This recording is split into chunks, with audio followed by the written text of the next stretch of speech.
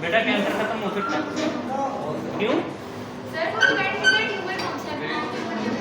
शाबाश। और बेटा कुछ क्योरेबल कैंसर भी है ना, आप क्योर अगर अर्ली स्टेज में आ गया है, जैसे ब्रेस्ट ट्यूमर है, अगर अर्ली स्टेज में पेशेंट आ गया तो वो उसकी आपने सर्जरी कर दी है तो पेशेंट ठीक हो गया, ट्यूमर फ्री हो गया उसके। इसीलिए वो प्रोग्नोसिस क्या होता है, यही हम प्रोग्नोसिस निकालते हैं ट्यूमर का, डिपेंडिंग ऑन उसकी स्टेज क्या है, उसका टिश्यू डायग्नोसिस क्या है, ठीक है। उसमें कौन कौन सी चीज़ें हैं जो पॉजिटिव प्रोग्नोस्टिक फैक्टर हैं। कौन पॉजिटिव प्रोग्नोस्टिक है कि इस पेशेंट की लाइफ स्पैन कितना अर्सा ये पेशेंट सर्वाइव करेगा। जो डॉक्टर कहते नहीं है कि अंदाज़ा नहीं ना करते ही रहना है, वो कैसे अंदाज़ा लगाते हैं उसकी स्टेज पे कि अब ये इतना फैल गया, इतना एडवांस हो गया तो अब इसके बचने के चांसेस कम है। तो अगर एक बंदा ट्यूमर के साथ अर्ली स्टेज में आ गया तो वो ठीक हो जाएगा। कुछ ल्यूकीमियाज हैं, कुछ हाँ ठीक है, ल्यूकीमियाज हैं, ल्यूकीमिया बड़ा अच्छा रिस्पॉन्स करते हैं कुछ थेरापी को, तो पेशेंट ठीक हो जाता है।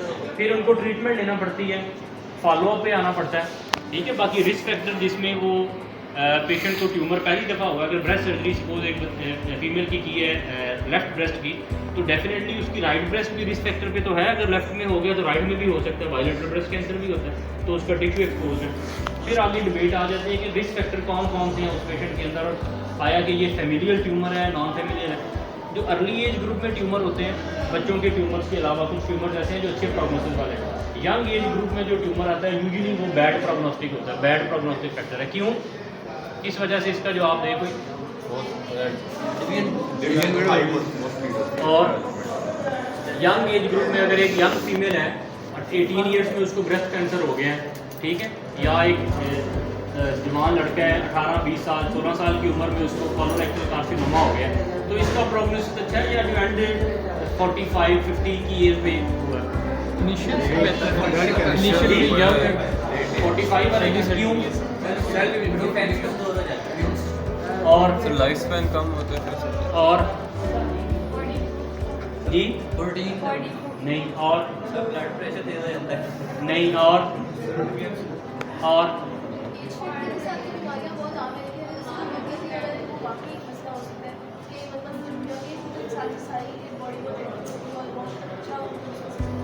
और कुछ जी क्यों?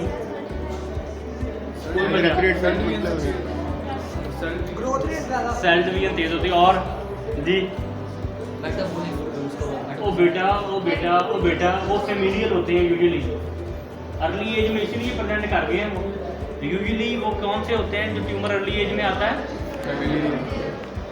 नहीं समझ लगी बात है, उनमें क्रोमोसोमल एबनॉर्मलिटीज होंगी, जेनेटिक मेकअप उनका एबनॉर्मल है, इस वजह से तो अर्ली एज ग्रुप में आ रहा है। अगर एडवांस एज ग्रुप में आ रहा है तो इसका मतलब है उसमें इन्वायरमेंटल फैक्टर का सेकेंडरी थ्योरी हुई है, तो फिर वो प्रेजेंट किया है। अर्ली एज ग्रुप में आ रहा है तो इस वजह से उसका प्रोग्नोसिस वर्स है। क्यों?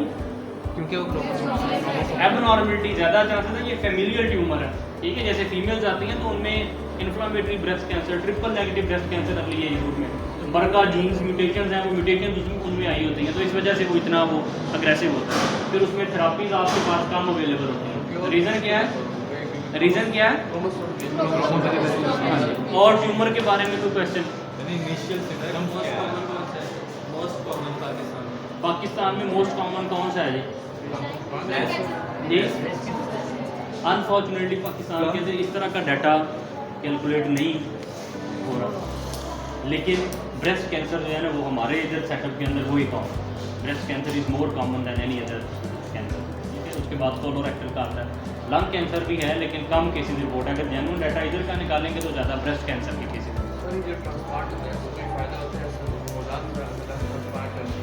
वो बेटा एडवांस की बातें हैं, वो पेशेंट की इंडिकेशन है बेटा, उसमें तो डिपेंड करता है ना स्टेज के ऊपर। अगर पेशेंट आ गया स्टेज 1 का ट्यूमर है, छोटा सा ट्यूमर है, तो हम ब्रेस्ट कंजर्वेटिव सर्जरी करते हैं, ब्रेस्ट कंजर्व करेंगे। और अगर वो एडवांस स्टेज का तो फिर तो हमें सारी रिमूव करनी पड़ेगा, सारे का सारा टिश्यू रिमूव करना पड़ेगा, वरना वो पेशेंट। अगर एक ब्रेस्ट में है और दूसरी ब्रेस्ट एट रिस्क है तो उसकी कोई प्रिवेंशन वगैरह हो सकती है? हाँ, उसकी प्रिवेंशन के बेशुमार ऑप्शन हैं।